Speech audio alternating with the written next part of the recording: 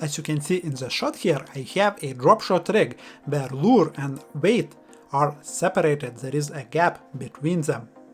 But this rig is not a standard drop shot rig. You see, the hook is attached onto the line via a small loop. And having this setup gives me a couple of advantages. First of all, since the hook has plenty of movement and when the fish will grab it, the hook will prick the fish easier because it will be able to turn and set itself into the fish's flesh. And second of all, this rig works very well when fished not only vertically, so you can cast it out and retrieve and it will work very well. Again, because of that movement in the hook and in the lure. So yeah, in this video I will demonstrate you how to tie this improved drop shot rig. Hope you'll find it useful.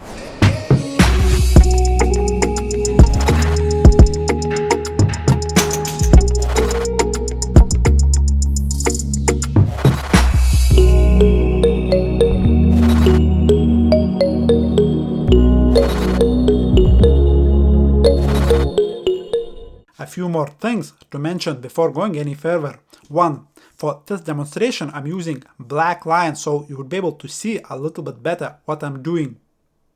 In a real fishing situation I would use fluorocarbon line. 2, as you can see I have a small distance between the lure and the weight. Again, this is to have a tighter shot so you would be able to see a little bit better what I'm doing. In a real fishing situation I would have bigger distance. If I would be fishing for perch, I would use or start with 20 centimeters between the hook and the weight. 3, most likely you have seen a rig or drop shot rig where the hook is attached onto the line via loop already, but this one is improved further. You see, in this rig I have my hook in line with the line. So that's ideal orientation of the hook. So yeah, let's put this sample rig aside and let's tie a fresh one. So those are the components: hook, lure and weight. And I will grab again some black line and we'll start tying it. So first of all, simple knot, which I'm not tying or not pulling tight. Then I'll grab my hook and will put it onto the line starting from the opposite side than hook's point, just like that. Then I will slide that hook closer to that knot which is not pulled tight yet and will pass my tag end through the same knot, just like that. And then I will adjust the size of that little loop I want. And then once I'm happy with the size, I will grab that knot.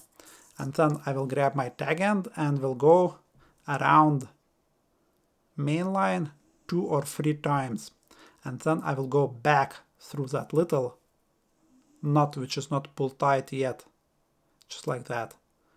And then I will tighten everything up by holding 2 lines or 2 tag ends, or main line and tag end.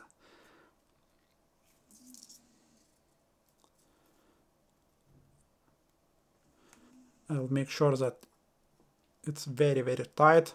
You want it to be super tight for this rig. And also I would say that this rig works the best when the line or fluorocarbon used for this rig is about 0.25 or thicker. Okay, now we have the hook attached, but as you can see, the problem immediately. So the hook is kinda at 90 degrees almost to the line. That's not optimal.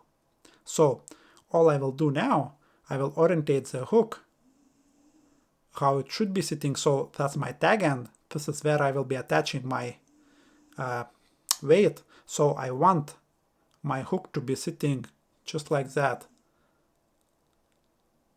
So I will grab that little loop or the hook and will pass that tag end. Again, it's difficult to demonstrate since that loop is quite small. Will pass through the bottom of that loop. It does not matter from which side, from here and from here, but you want to pass through that bottom part of that little loop. So bosh. And this will make sure that the hook's orientation will be always perfectly in line with the line, pun intended. See, it's perfect. Like almost you can't see the hook, it is hiding behind the line. So you can do it twice actually pass, but in reality you don't need to. So now I will attach the weight by simply putting line through that little split and we'll pull it tight. That's it. And now I will thread the lure on.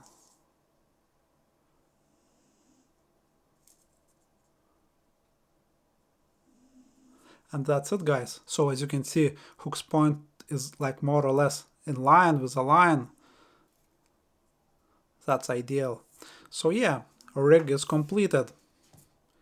We have double improved drop shot rig, where the hook and the lure can move freely in a small loop. And the hook is orientated always correctly, so the hook's kinda point is looking up, or shank is looking down, if you will. But that's the best orientation. So yeah, I hope you'll find this video useful. Thanks for watching and see you in the next one.